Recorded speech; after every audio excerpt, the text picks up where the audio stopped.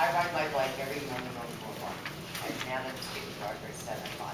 But during the summer, I was really upset at the trucks in the city that are on the boardwalk. They're 4 and 5 deep, and what they're doing is taking employees to work, and to clean the boardwalk. And it's like, I have to take my car and park it and walk to work. Why can't they walk a block to the boardwalk?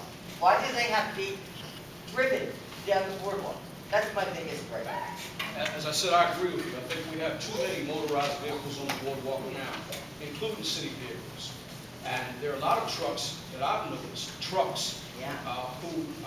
traverse the boardwalk on a daily basis, who never has cargo in the truck. So certainly they could use a less expensive mode of transportation, motorized device, that would save money on gas, that would save money on deterioration of the vehicles.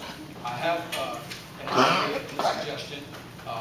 There are certain, if you were to frequent the Rebel construction area, you'll see these little vehicles that are very small and compact that almost look like buggies. Excuse me, I don't know the technical name of them. But I am very much interested in converting to some of those kinds of vehicles in lieu of the bigger trucks that you see in the boardwalk. And once again, that will reduce the wear and tear. Yes, it does. So I agree with you. Well, that's also been my position for years, that I don't care what the reason is, they should have to probably do a mea culpa to get the permit to get the vehicle up on the boardwalk, as far as I'm concerned. No motor vehicle should be on the boardwalk. It's a boardwalk. That's what it's a boardwalk for. And if you want to go back to the 50s, the 60s, and the 70s, about no motor vehicles on the boardwalk, there should be no motor vehicles at all on the boardwalk. It's that simple. All right, someone gave me a question, and this is for you, Mr. Langford. Does Langford have any plans to add more police? The police situation requires a great amount of detail and attention. First of all, we have a fundamental disagreement, police brass and I.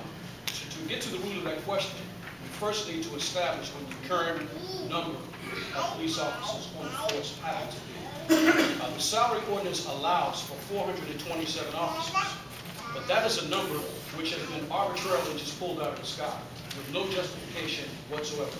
Unlike the fire department, where the numbers at approximately 260, they can justify and explain exactly why they need that number. The police department cannot, will not, has not ever done that. My point is this. According to the Ross report, which is about 20 years old, a city with a population of 150,000 needs about 300 police officers. How do we get that number?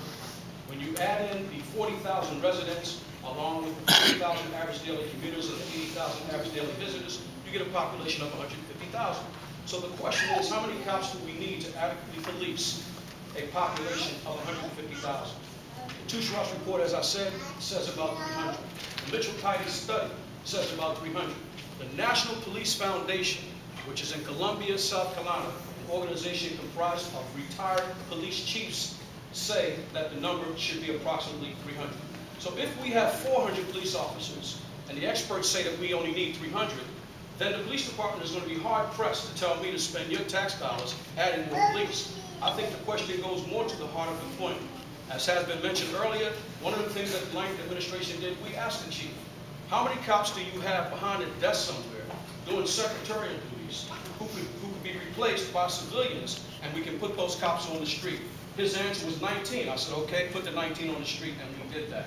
So in order to get to the heart of your question, would I support more police? Whoever is bringing that proposal to me as mayor would have to justify every single solitary police officer that is needed.